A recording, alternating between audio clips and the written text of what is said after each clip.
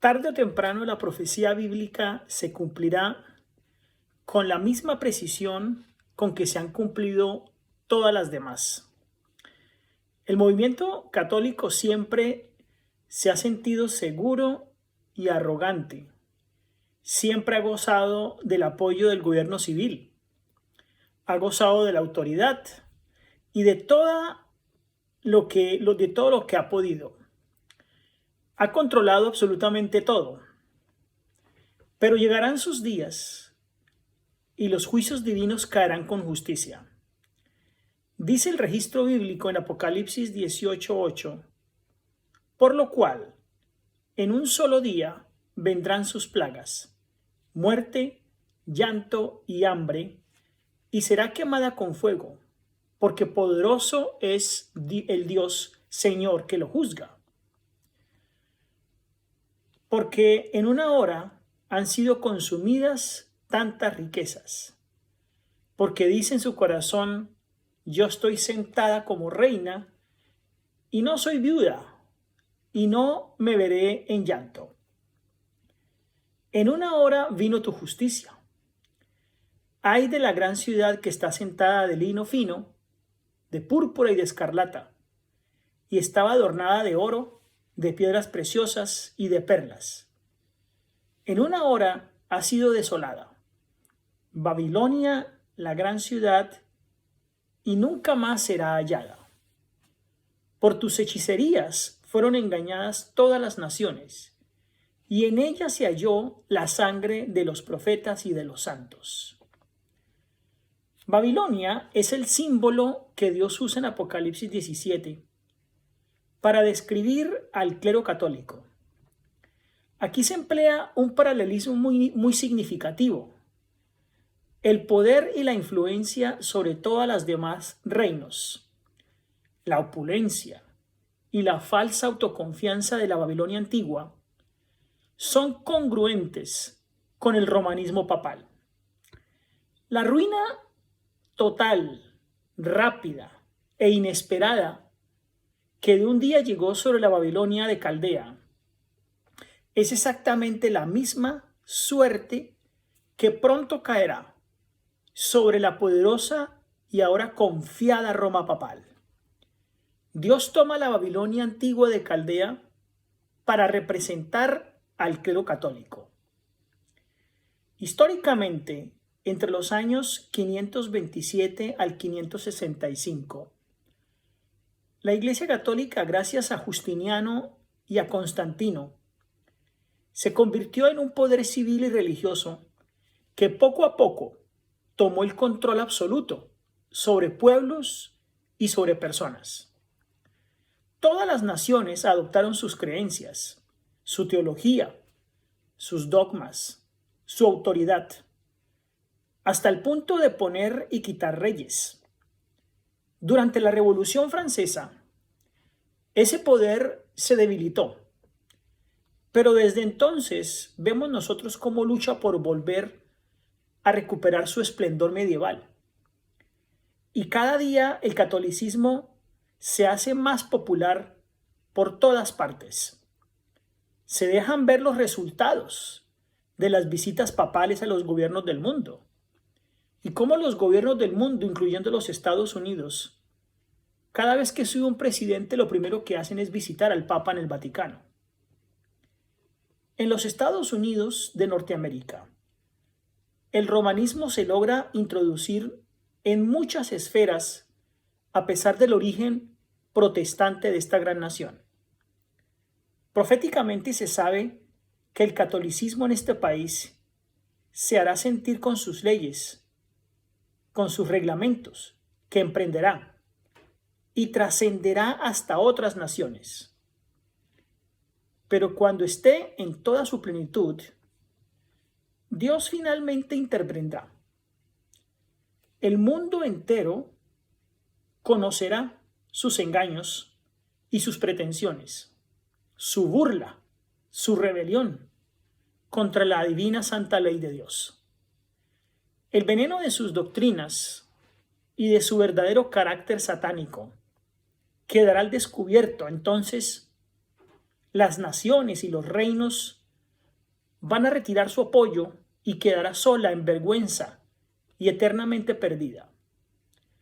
En el capítulo 17 de Apocalipsis, el símbolo que describe el catolicismo es la gran ramera, pues es lo mismo que la gran Babilonia, la madre de las rameras y de las abominaciones de la tierra, según Apocalipsis 17:5.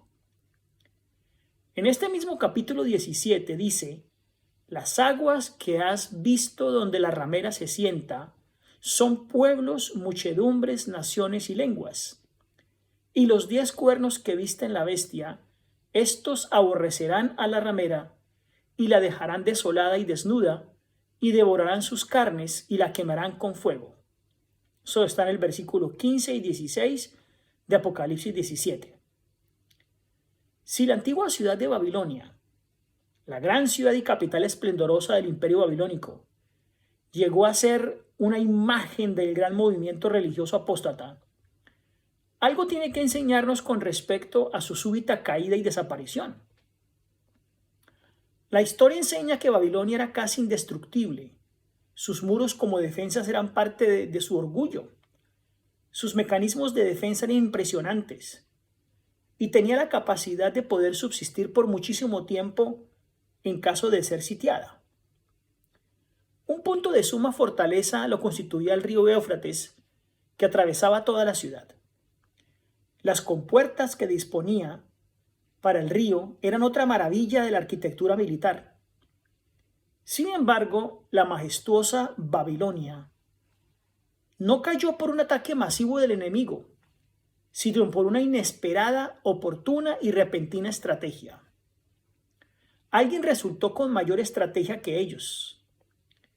En el año 539 a.C., los babilonios fueron atacados por el ejército oriental de Ciro el Grande.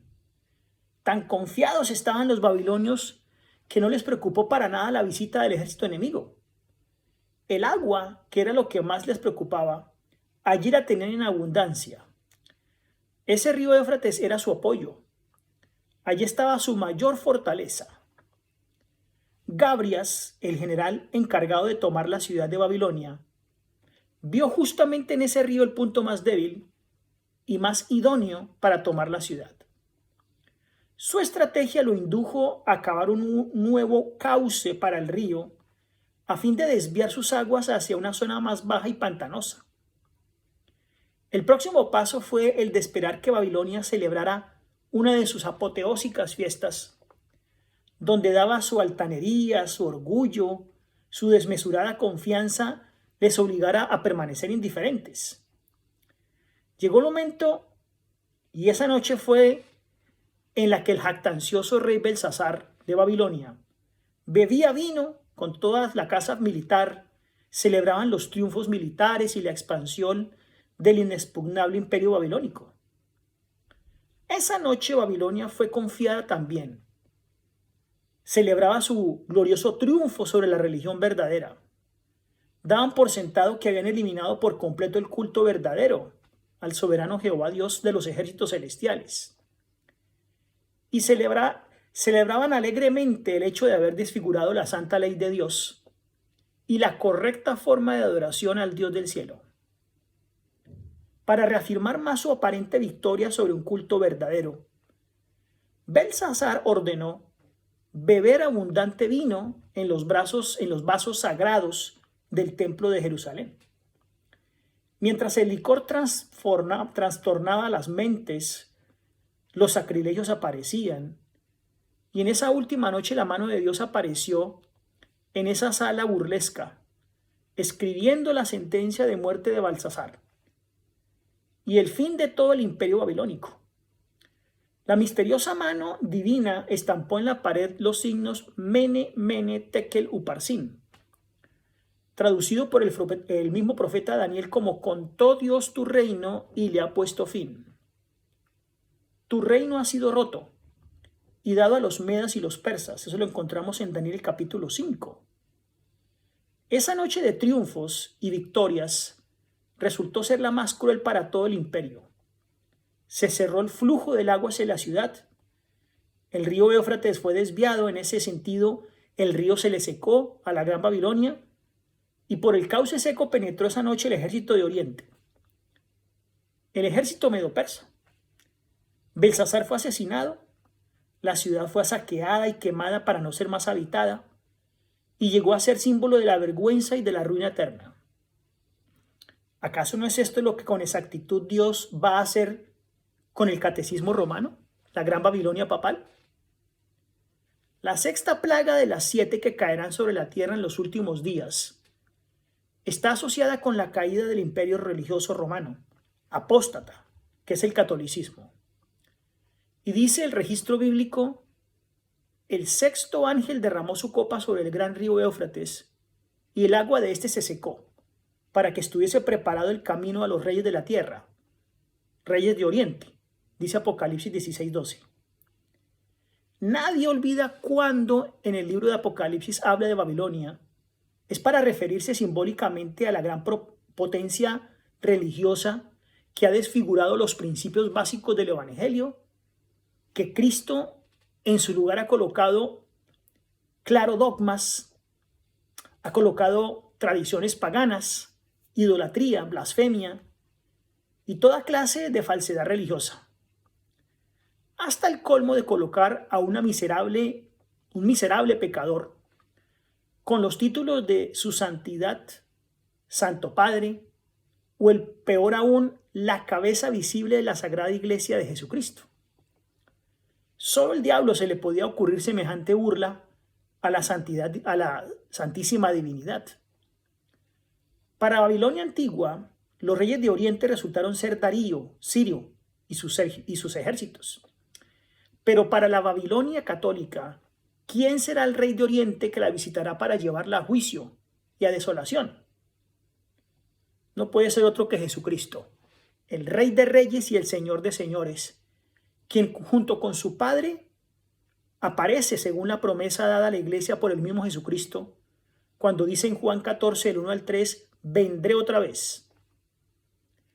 El ejército del cielo no es otro que los millones y millones de ángeles que vendrán con Jesús en su segunda venida. No se pase por alto que las aguas en la profecía apocalíptica significan gentes, pueblos, muchedumbres, naciones. Y son estas las que definitivamente abandonarán al catolicismo y lo dejarán o la dejarán sola y en ruinas. Que el Señor les bendiga.